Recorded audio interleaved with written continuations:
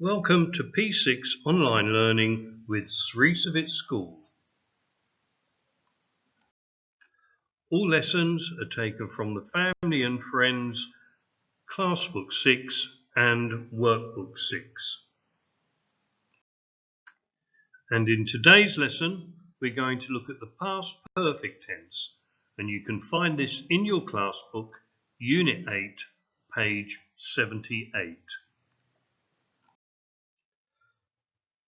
To begin with, I want you to listen and read this short story about a ship called the Marie Celeste. Listening 71. Listen and read. When was the Marie Celeste found? There was a mysterious ship called the Marie Celeste. In November 1872, the ship left New York for Italy. The captain, his wife, their daughter, and the ship's crew were on board. In December 1872, a passing ship found the Marie Celeste floating in the ocean. The captain went onto the ship. After they had climbed onto the ship, they saw there was no one there. They explored the ship and discovered that someone had taken the lifeboat and a few other things, but the ship wasn't damaged. There hadn't been a storm. What happened to the people? No one knows. It's a mystery. And to answer the question, when was the Marie Celeste found? It was found in December 1872. Okay, now some of the sentences in that story we just heard about the Marie Celeste were in the past perfect tense. And we use the past perfect for one thing that happened in the past before another thing happened in the past. For example, the captain of the passing ship that saw the Marie Celeste went on board to see what was happening, and the sentence in the story is, after they had climbed onto the ship, they saw there was no one there. So, for the earlier thing that happened, we use the past perfect, and then we use the past simple tense for the thing that happened after that. Another example, they discovered that somebody had taken the lifeboat. Again, they discovered is past simple. Had taken the lifeboat is past perfect.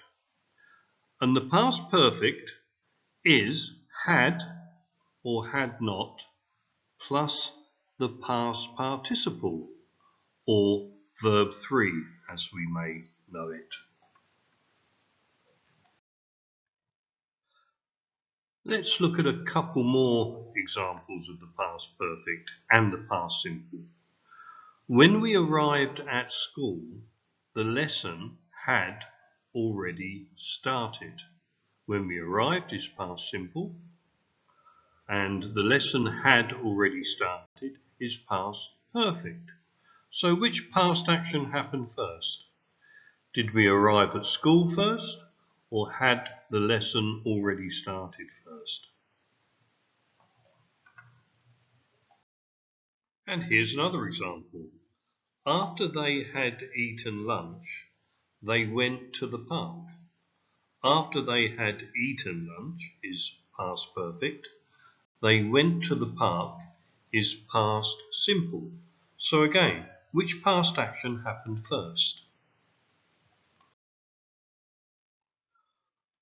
Well, it's the present perfect which is always the first action to happen, and it's the past simple which we use for the action that happened after that. So, in the first example sentence there, the lesson had already started. That was the first past action.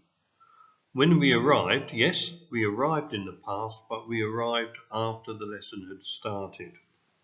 And in the second sentence, after they had eaten lunch, they went to the park. So they ate lunch first, and then they went to the park after that. And it's important to remember that the past perfect is always had or had not, plus the past participle of the verb or verb 3. And there is an irregular verb list in your workbook at the back on page 135 to help you with the exercise we're going to do now. Okay, now I want you to complete the sentences using the past simple or the past perfect. Don't forget, use your irregular verb list on page 135 of your workbook. And the verb that you have to change is in brackets in each of the sentences. Good luck. Okay, so remember, we use the past perfect for one thing that happened in the past before another thing that happened in the past.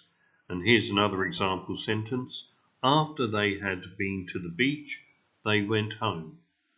Both actions are in the past. Which past action happened first? That's right, they went to the beach. After they had been to the beach, they went home. And finally, always remember that the past perfect is had or had not, plus the past participle of the verb or verb 3. And don't forget your irregular verb list on page 135 of your workbook. Okay, that's all from today's lesson. There is a worksheet that goes with this lesson to help you practice what you've learned. Keep practicing your English, and hopefully I'll see you all soon. Bye.